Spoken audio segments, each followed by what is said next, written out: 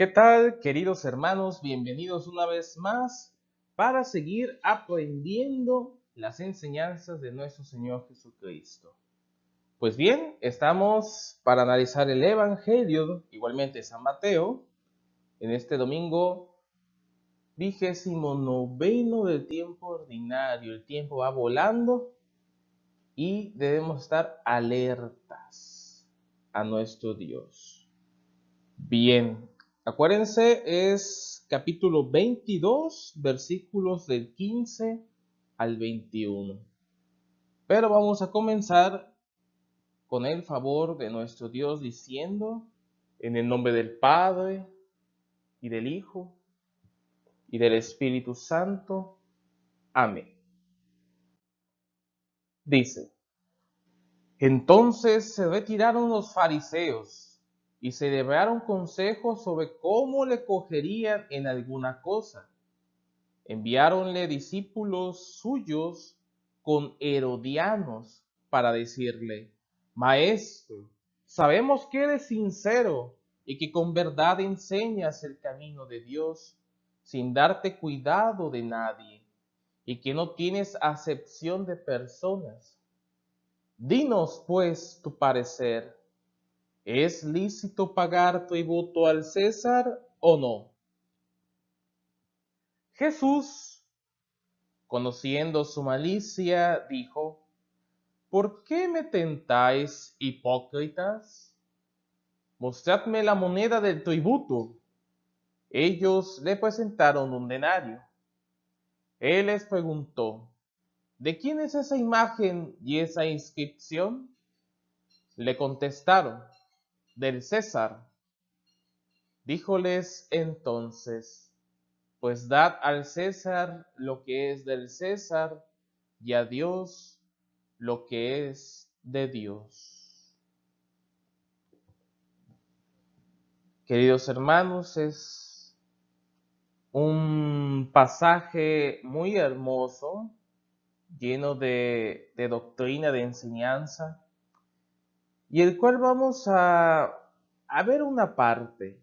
Vamos a analizar la cuestión del tributo y de quiénes eran los herodianos. Dice, el nombre de Herodianos aparece 3 veces en el Nuevo Testamento. En Marcos, Mateo y Lucas. ¿Ok? Ahí están las citas bíblicas. Quien quiera escribirlas, anotarlas. Se les cita unidos a los fariseos en su hostilidad hacia Jesús. Ese ha sido como que el contexto.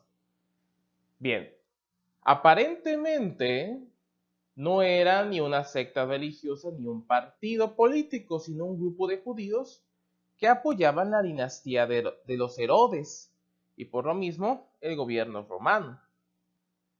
Abajo dice, la dinastía herodiana fue la última casa real de Judea, descendiente de oficiales idumeos y de los reyes asmoneos, o sea, eran medios paganillos. Comenzó con Herodes I el Grande, quien asumió el trono de Judea con apoyo romano, sustituyendo la dinastía asmonea, y gobernó un extenso territorio hasta su muerte en el año 4 antes de Jesús. Por lo tanto, los herodianos, que eran un grupo, aquí dice que ni una secta ni un partido político, sino un grupo de judíos, ¿ok? Que apoyaban a los Herodes. Pero otros dicen que efectivamente era un partido político y que tenía gran influencia en Judea y eran aliadísimos de Roma. Así que en este contexto, con estas personitas se está tratando Jesús, ¿eh? Son politiquillos de los bárbaros, ¿no? Bien. Glosa, un escritor eclesiástico, dice, se valieron de personas desconocidas para engañar más fácilmente a Jesús y poderla atrapar por medio de ellas, porque como temían a las gentes, no se atrevían a hacerlo por sí mismos. Entonces, fíjense la trampa, hermanos, cómo esa gente, esos fariseos, los príncipes de los sacerdotes, los ancianos del pueblo, ya ve que Jesús le ha dado con todo en esas parábolas, ya no saben ni qué hacer y solicitaron la ayuda de los herodianos. Ay Dios, así que las personas cuando quieren hacer daño buscan de cualquier manera, pero Jesús es Dios y es increíble su respuesta. Bien, San Juan Crisóstomo, su homilía 70, dice: por esto pues envían a sus discípulos junto con los soldados de Herodes para que pudiesen vituperar cualquier cosa que dijera el Salvador. Deseaban pues que el Señor dijere algo en contra de los herodianos, porque como temían prenderlo por temor a las turbas, querían ponerlo en peligro y hacerle aparecer como enemigo de los tributos públicos. Fíjense, hermanos, ¿cómo es la situación? No pudieron, los príncipes de los sacerdotes y los ancianos del pueblo, no pudieron en el aspecto religioso, en el cual eran muy eruditos, no pudieron con Jesús, porque Jesús enseñaba con autoridad y con verdad. En cambio, ellos no. Por eso tenían que venir personas políticas que sabían de esas situaciones romanas, de tributos, de que tienes que pagar, porque pues te estoy conquistando. Pero por otro lado, pues la gente le caía gorda a esas personas, como los recaudadores de impuestos, ¿se acuerdan? Y en este caso los herodianos. O sea, eran gente, vaya, malilla. Por lo tanto, Jesús está en un terreno, híjole, peligroso. Y si se dan cuenta, cómo empezaron a hablar los herodianos. Y es lo que se conoce como la captatio benevolentiae en latín. Esta captatio significa, ¿cómo podemos decir? La captatio es la acción de buscar algo. ¿Y qué van a buscar? Benevolencia, ¿no? Entonces es un recurso gramatical, retórico, en el cual van a buscar la benevolencia del público o de la persona a la que se están dirigiendo. ¿Cómo se dirigieron a Jesús? Maestro, tú que enseñas con verdad, tú que no haces acepción de personas, oh gran maestro. O sea, querían mover su ego, pero Jesús no tiene ego, no tiene soberbia, por eso no se dejó manipular. Entonces, esta captatio que los oradores romanos la utilizaban, Cicerón lo consideraba uno de los pilares de la oratoria. Vaya, o sea, todo mundo erudito lo usaba. Pero Jesús, ¿cómo iba a caer en esa situación? Para nada. Pseudo Crisóstomo, Somilía 42, nos dice: no les responde de la misma manera, o sea, no usa la captatio benevolencia Jesús, no la usa, sino, fíjense, no les responde de la misma manera, sencilla y pacífica, sino que contesta según las intenciones malas de los que preguntan, de los que preguntaban, porque Dios responde a los pensamientos y no a las palabras. Por eso les dice: ¿por qué me tentáis, hipócritas? O sea, se lo dice con todas las letras, vaya. No se guarda el Señor. Entonces su recurso retórico que usa Jesús es la verdad. los desenmascara. Imagínate cómo se habían sentido esa gente, ¿no? Desenmascarada. Oye, te estoy hablando bonito, pero ¿por qué me dices esto, no? ¿Por qué me dices hipócrita? Pero bueno, ellos no entendían de cosas verdaderas por esa situación. San Jerónimo dice, la primera virtud del que responde consiste en conocer las intenciones de los que preguntan y no llamarles discípulos suyos, sino tentadores. Hipócrita es aquel que aparenta ser algo que no es. Por lo tanto, Jesús lo dice muy bien. Tentadores, hipócritas. Ay, nanita. Ojalá eso no sea para nosotros. Que nosotros como pueblo de Dios siempre seamos verdaderos ante Él, no seamos hipócritas con el padrecito. Ay, padrecito, fíjese que fulanito. Ay, usted que estudió mucho y se fue a Roma. Y empezamos a hablar, ¿no? Estamos sin querer usando esta captatio benevolencia, ¿no? Hay que tener cuidado, hermanos. No vaya a ser que lleguemos a ser unos hipócritas. Eso no queremos.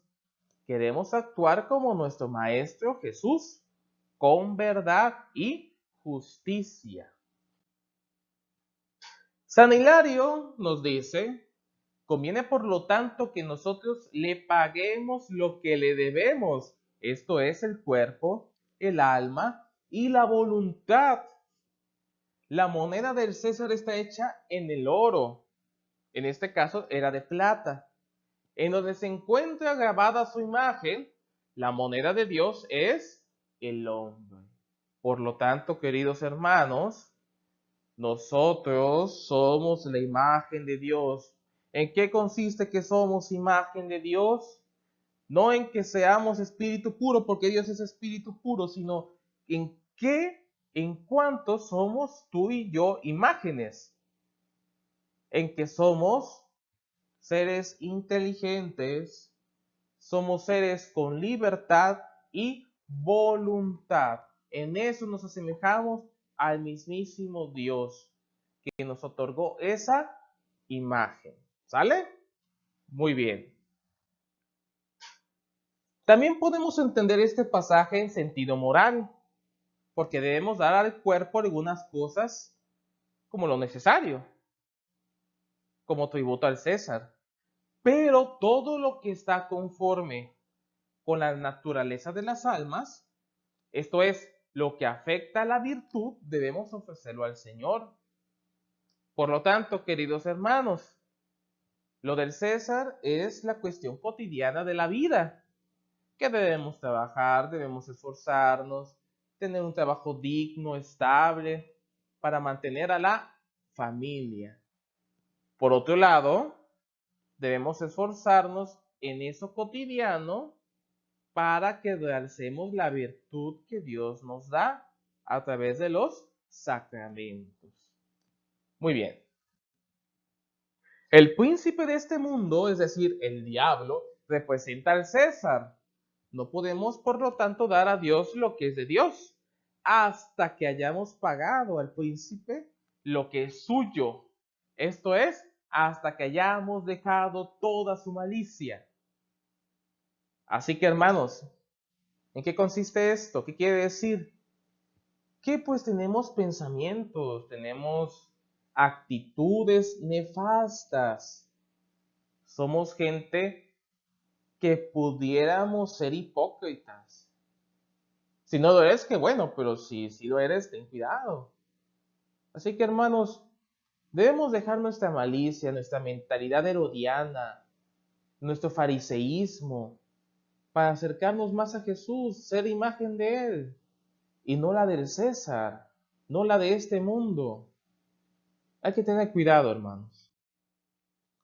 San Agustín dice, si el César reclama su propia imagen impresa en la moneda, ¿no exigirá Dios del hombre la imagen divina esculpida en él? Así que, hermanos, o sea, es cuestión de checar. Si vemos en la imagen del denario, dice Augustus, o era hijo del divino Augusto. lo que decía el denario. Por lo tanto, la imagen del César al César, del diablo al diablo, pero tú y yo somos imagen del Dios vivo, hijos del verdadero Dios por quien se vive. Por lo tanto, debemos exigirnos, ya que Dios nos exige que seamos su imagen y no la imagen del enemigo. No seamos imagen del enemigo, no pervirtamos nuestra inteligencia, nuestra voluntad, nuestra libertad encaminada al mal, sino dirigida al Dios vivo, tuyo y mío. Jesús, el Mesías prometido, ha combatido y derrotado la tentación de un mesianismo político, caracterizado por el dominio sobre las naciones. Aquí lo dejó muy claro Jesús. Él no vino a hacer política, él no vino a dar un mesianismo como lo esperaban los judíos, rey poderoso, conquistador de mundos, nada de eso, sino un mesianismo religioso, evangelizador, que dé al mundo paz y amor. Eso consiste el mesianismo de Jesús y no las nuevas doctrinas de lo que es el comunismo. Para nada. Aléjense de esas cosas que no son de Dios, que aparentemente que Jesús vino a evangelizar a los pobres, a los necesitados. Sí, pero con el tinte evangélico, no queriendo hacer naciones en ese sentido, comunistas, para nada, queridos hermanos. Así que el mesianismo de Jesús es puramente religioso con Padre Dios. Él vino a darnos la buena nueva, a darnos al Padre Dios y acercarnos a Él. Porque la misión de la iglesia, como la de Jesús, es esencialmente hablar de Dios, hacer memoria de su soberanía, no andar pregonando mesianismos políticos, eso para nada, hermanos. Así que hasta aquí la vamos a dejar porque podemos seguir hablando de toda esa política fea y corrupta, ¿no?, de nuestros tiempos. Así que, queridos hermanos, muchas gracias, Dios los bendiga. Nos seguiremos viendo más adelante con demás videos de liturgia, del evangelio. Cualquier duda, comentario o sugerencia, ahí lo anotamos. ¿Sale? Muchas gracias, Dios los bendiga. Cuídense mucho.